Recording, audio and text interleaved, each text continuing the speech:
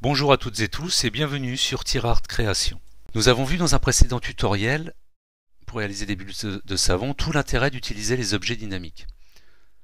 Nous avions réalisé une suite de calques pour faire notre bulle, que nous avions ensuite converti en objet dynamique, que nous avons dupliqué une fois, deux fois, plein de fois.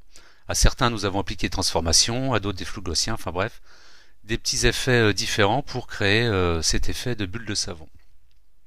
L'intérêt bien sûr des objets dynamiques, c'est qu'à tout moment, on peut revenir sur cet objet.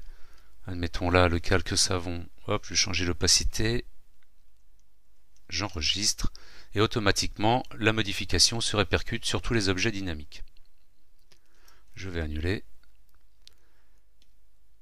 Mais là, dans ce cas précis, j'aurais voulu pouvoir intervenir, garder mon objet dynamique avec toutes ses propriétés communes à toutes les bulles, l'éclairage, le reflet, l'ombre portée, voilà, tout ce qui ne change pas. Mais par contre, j'aurais voulu isoler et faire des effets différents de mon savon, des effets de savon à l'intérieur, qu'on voit avec le spectre lumineux. Mais ça, à chaque fois que je fais une modif, ça se répercute sur tous les calques. En fait, au moment où on duplique, on a le choix. En faisant un clic de droite sur le calque, on peut soit dupliquer le calque, soit faire nouvel objet dynamique par copier. Et à ce moment-là, je vais quand même rafficher les autres. Hop, on va le mettre là. C'était celui-là. Voilà, je vais le mettre dans le coin en haut à gauche. Et je vais faire une modification sur celui-ci. On va refaire la même modification que tout à l'heure. Je vais jouer sur l'opacité.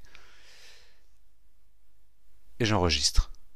Et vous voyez, là, cette fois, on a bien gardé notre objet dynamique avec toutes ses propriétés, mais il n'y a que cet objet-là qui a subi la modification.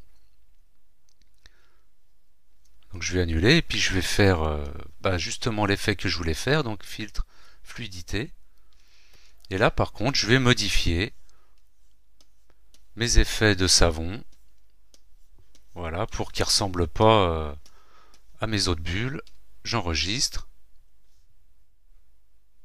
mon effet, j'enregistre la modification de mon objet dynamique. Vous voyez, et là on voit bien, on va le mettre ici, on voit bien qu'on n'a pas les mêmes effets. Et on peut faire ça pour toutes ces bulles. Vous voyez, je vais refaire, hop, clic de droite. Alors tiens, je ne vais pas le faire par là, je vais vous montrer qu'on peut le faire aussi par le menu calque. Calque, objet dynamique, nouvel objet dynamique par copier. Toc, en voilà un autre. On va le mettre là.